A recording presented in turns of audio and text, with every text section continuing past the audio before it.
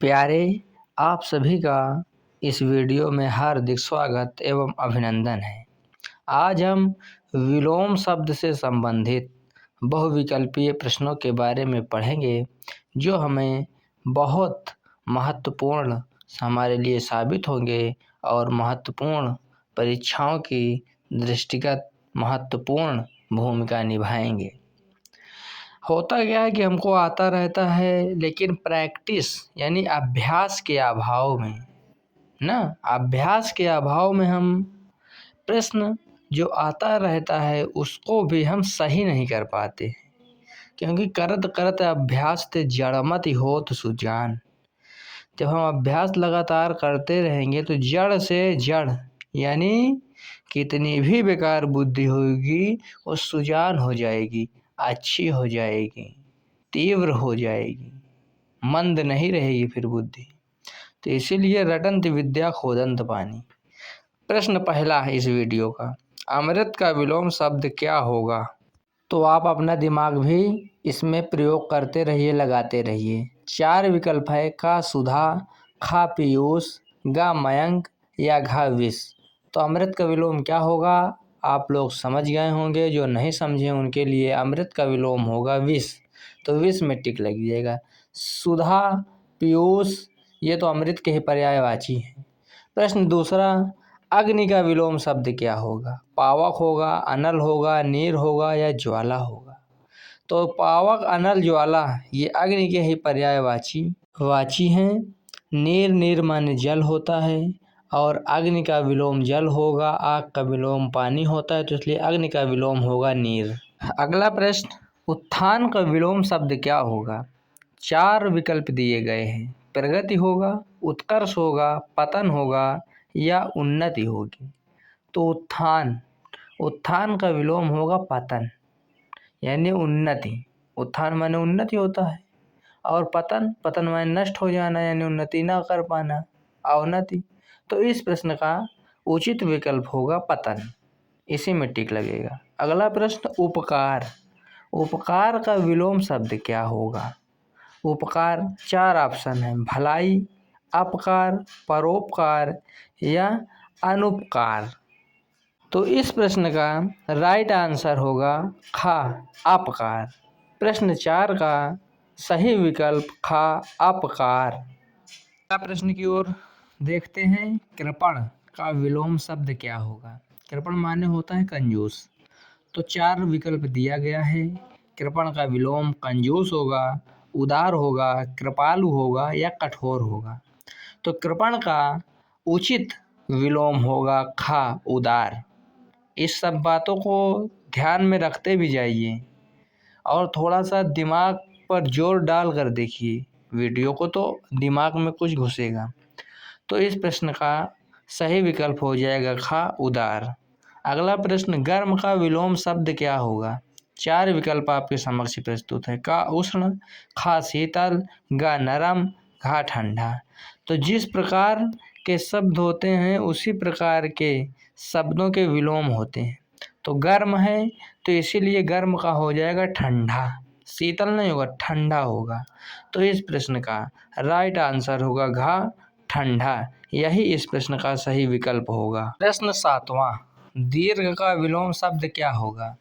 4 विकल्प है, का विशाल, खा छोटा, गा लघु या घा बड़ा। तो दीर्घ का विलोम शब्द होगा लघु। इस प्रश्न का सही विकल्प लघु। अगला प्रश्न, नवीन का विलोम शब्द क्या होगा? तो 4 विकल्प दिया गया है। अब आप कमेंट करिए और दिमाग लगाइए और बताइए, और अपने मन में भी यह उत्तर निकाल लिया करिए कि इस प्रश्न का विलोम क्या होगा। नया होगा, पुराना होगा, प्राचीन होगा या अर्वाचीन होगा, बताइए। तो नवीन का विलोम होगा प्राचीन। नवीन का मतलब बिल्कुल नया और प्राचीन का मतलब बहुत पुराना। तो जिस प्रकार शब्द उस प्रकार उसका विलोम। तो प्रश्न 8वें का उचित विकल्प खा, प्राचीन है और यही इस प्रश्न का राइट आंसर होगा। अगला प्रश्न, निंदा का विलोम शब्द क्या होगा? 4 विकल्प दिया गया है। स्तुति, बुराई, निंदनीय या घृणा। तो निंदा का विलोम शब्द इन चारों विकल्पों में से एक विकल्प स्तुति होगा और बाकी सभी निंदा से मिलते जुलते शब्द हैं।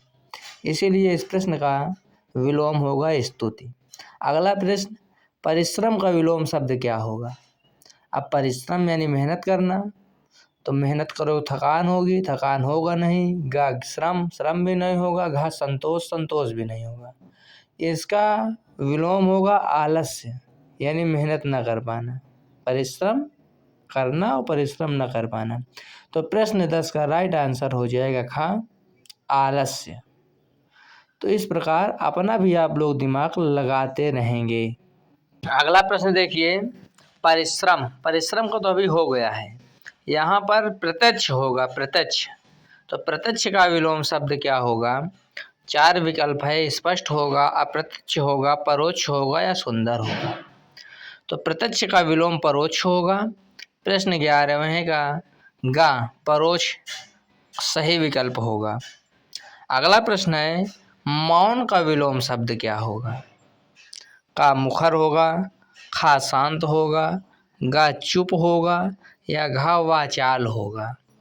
तो मौन का विलोम शब्द होगा, क्या होगा? वाचाल होगा। यानी मौन माने यानी कोई बोल नहीं रहा है, और वाचाल, वाचाल माने अधिक बोल रहा है, ज़्यादा बोल रहा है।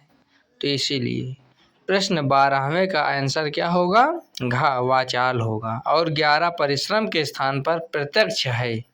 अगला प्रश्न, राजा का विलोम शब्द क्या होगा?